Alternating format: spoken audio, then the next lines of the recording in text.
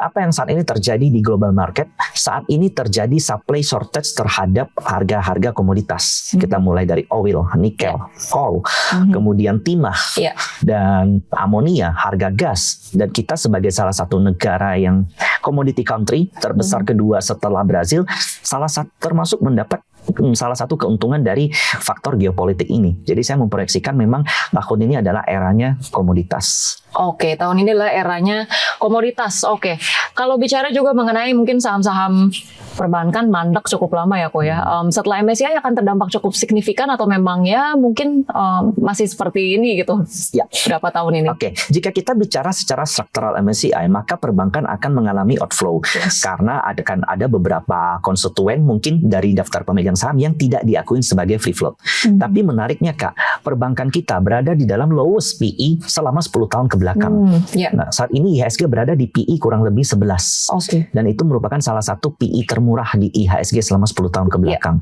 Dan perlu menjadi catatan untuk teman-teman, sebagai contoh Bank Mandiri tahun ini akan membagikan dividen sebesar 385, yang artinya itu mendekati double digit dividen. Dan ini merupakan posisi secara fundamental dan valuasi merupakan posisi yang baik.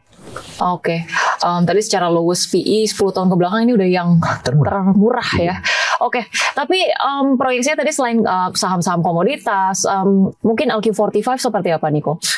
Ya, kalau kita bicara LQ45 sebenarnya ini merupakan hanya sebuah indeks sama seperti MSCI, dia bisa masuk dan bisa keluar. Ya, jadi kalau kita bicara secara keseluruhan, apakah akan naik atau turun itu depends dari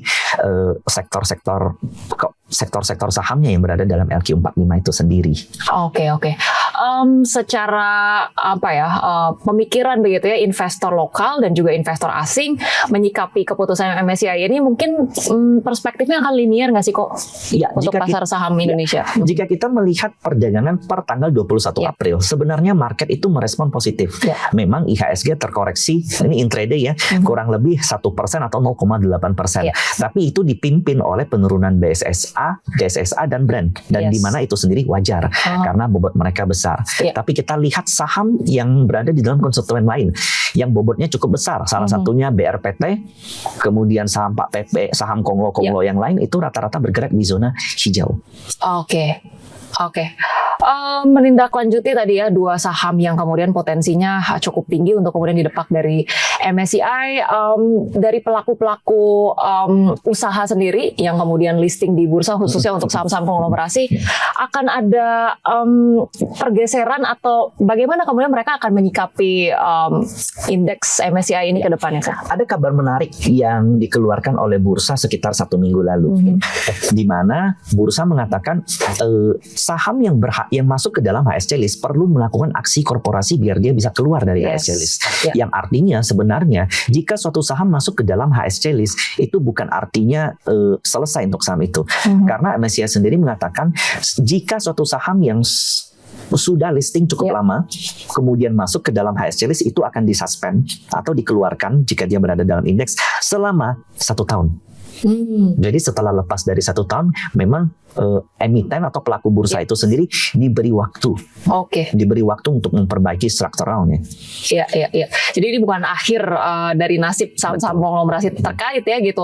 Hanya butuh waktu 1 tahun untuk kemudian memperbaiki dan niat dari saham-saham tersebut sejauh ini pasti kemudian untuk menyikapi indeks MSCI mungkin saat ini terdekat harus didepak terlebih dahulu. Tapi kemudian dalam 1 tahun menurut Ko Michael sendiri perbaikannya akan seperti apa nih? Ya, yang pasti yang perlu dilakukan adalah meningkatkan liquidity, kemudian meningkatkan jumlah free float dan memenuhi standar market cap daripada MSCI itu sendiri.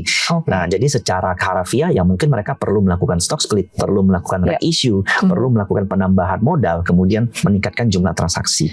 Berbagai aksi korporasi perlu jadi PR gitu ya. Tapi ini kan MSCI udah dari akhir Januari lalu ya kok ya. Apakah kemudian saham-saham terkait nggak kemudian melakukan gebrakan-gebrakan yang cukup gitu di dalam rentang waktu ini kok? Karena per hari ini 21 April float daripada DSSA dan brand itu masih tidak memenuhi syarat minimal. Dan dari HSC list yang keluar di mana brand diakui hanya sebesar 2,8 kalau saya tidak salah, sementara DSSA di kisaran 6%. Sementara aktual yang data sebelumnya muncul di KSEI untuk brand adalah 4,8%, DSSA itu belasan persen. Jadi angkanya memang jauh. Jadi memang perlu waktu bagi emiten tersebut untuk memperbesar free float-nya. I see. Dan 1 tahun apakah itu waktu yang cukup ideal? Cukup panjang. Cukup panjang. 1 tahun. Iya. Oke. Jadi memang terkait dengan keputusan MSCI yang saat ini mungkin dari para grup-grup konglomerasi ini sebetulnya sudah bisa memprediksi ya kok ya.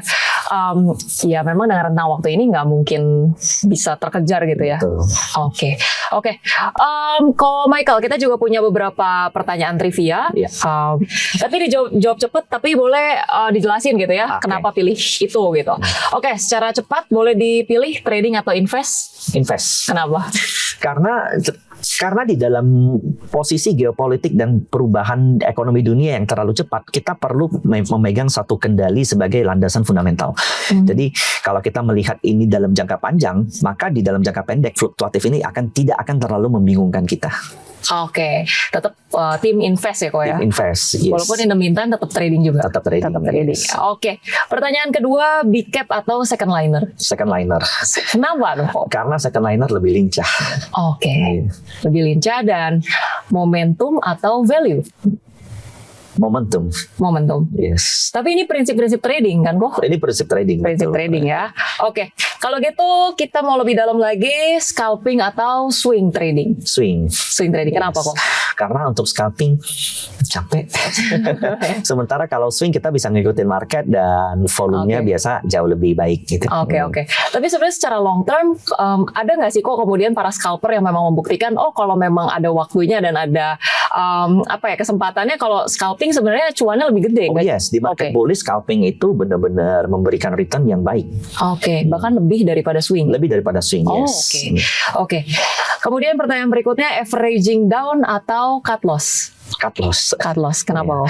Karena kita bisa berada di dalam satu emiten yang sama, tapi harganya tuh bisa salah.